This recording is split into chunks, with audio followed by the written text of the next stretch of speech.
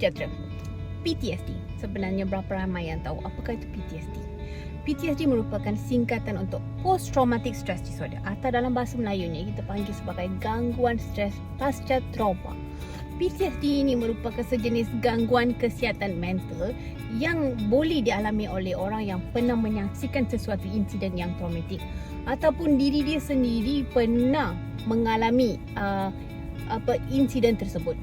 Contoh-contoh insiden yang boleh memberi trauma ialah seperti pendarahan kanak-kanak ataupun gangguan seksual. So dalam video ni kita akan menyaksikan apakah simptom-simptom PTSD dan bagaimana kaunseling dapat memproses trauma tersebut supaya individu yang mengalami PTSD boleh menjalankan kehidupan seperti orang yang normal. Saya Amrita Renggasamy, pelajar siswaza daripada USIK. Simptom PTSD boleh dibahagikan kepada dua, iaitu psychological dan physical.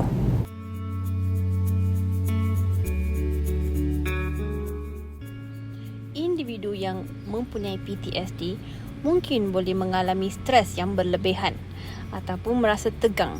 Ini menyebabkan mereka untuk hilang fokus pada kerja harian mereka. Kesulitan tidur dan konsentrasi adalah dua gejala umum yang sering terjadi pada individu yang mengalami PTSD. Mereka mengalami kesulitan tidur disebabkan oleh berbagai punca. Antaranya ialah mimpi buruk, hypervigilance, emotional stress dan menghindari tidur. Mimpi buruk tentang peristiwa traumatis sering mengganggu tidur mereka.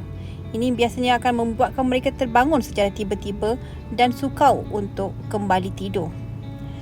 Beberapa orang yang mengalami PTSD mungkin menghindari tidur kerana takut mengalami mimpi buruk tersebut.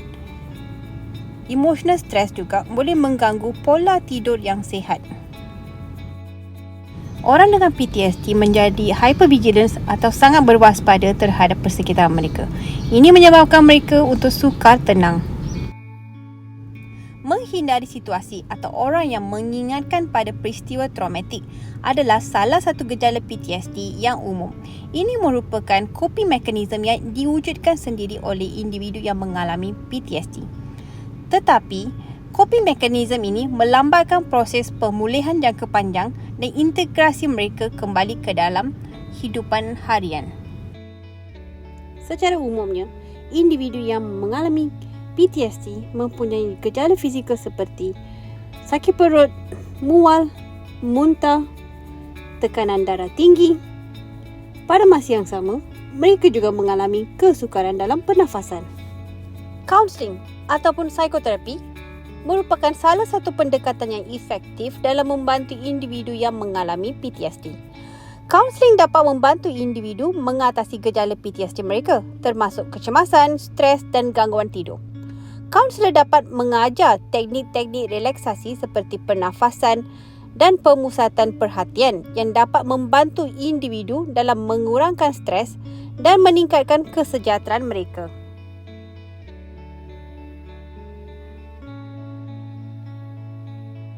Terapi exposure adalah salah satu teknik yang digunakan oleh kaunselor dalam persekitaran yang terkawal untuk membantu individu PTSD menghadapi secara bertahap situasi ataupun kenangan yang terkait dengan peristiwa traumatik. Dorongan emosional dan emotional support daripada kaunselor adalah sangat penting bagi individu dengan PTSD.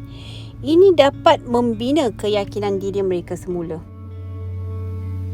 Pemprosesan trauma adalah sangat penting dalam PTSD.